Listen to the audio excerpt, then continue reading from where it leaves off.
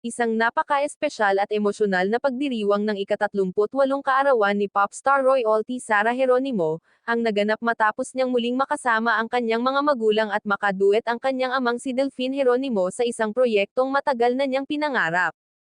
Noong ika-25 ng Hulyo, ibinahagi ng tinaguriang popstar royalty ang behind-the-scenes video ng kanilang recording session, kung saan makikitang magkasama silang umaawit ng kanyang ama sa recording studio. Ayon kay Sarah, ang naturang proyekto ang isa sa pinakamahalagang regalo na maibibigay niya sa kanyang sarili sa kanyang kaarawan. Aniya, "This is a gift to myself, to everyone and my father. To celebrate him and our love for music." Makikita sa naturang video ang mga masasayang sandali ng mag-ama habang magkasabay na ginagawa ang kanilang kanta. Hindi rin napigilan ni Delphine Geronimo ang maging emosyonal sa pagkakataong muli silang nagkasama at nagbahagi ng musika. Ayon sa ama ni Sarah, ang kanyang anak ang naging inspirasyon upang muli siyang magkaroon ng lakas ng loob na umawit.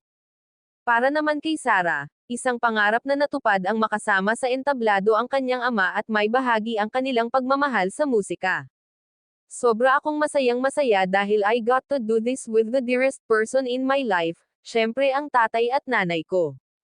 Kasama ko ang tatay ko ngayon, sharing beautiful music. Performing together is such a dream come true." Naging bahagi rin ng recording session ang kanyang inang si Divine Geronimo. Sa video, makikita ang isang simpleng ngunit makahulugang yakap at halik sa pisngi ng mag-ina, isang tagpong nagbigay ng saya at pag-asa sa kanilang mga tagahanga. Para sa unang awitin ng kanilang proyekto, pinili ni Sarah at Delphine ang kanilang bersyon ng klasikong kantang, "Refrain", ni Jose Mari Chan, isang awiting malapit sa kanilang puso.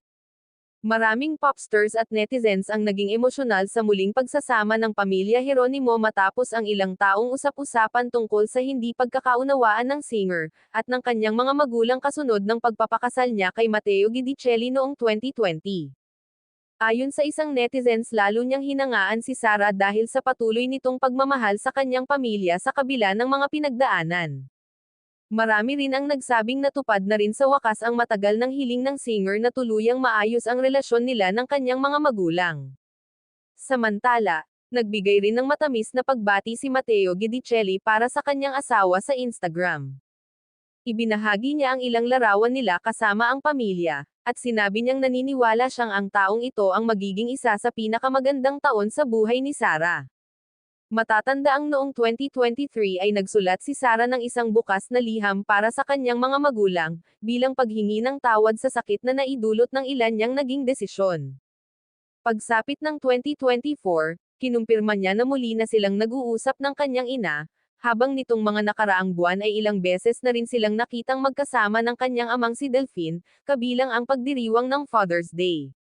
Sa pinakahuling proyektong ito, hindi lamang musika ang kanilang ibinahagi kundi isang makapangyarihang mensahe ng pagpapatawad, pagmamahalan, at pagkakaisa ng pamilya, isang regalong tunay na hindi lamang para kay Sarah, kundi maging sa kanyang pamilya at sa milyon-milyong tagahanga na matagal nang naghintay sa kanilang muling pagsasama.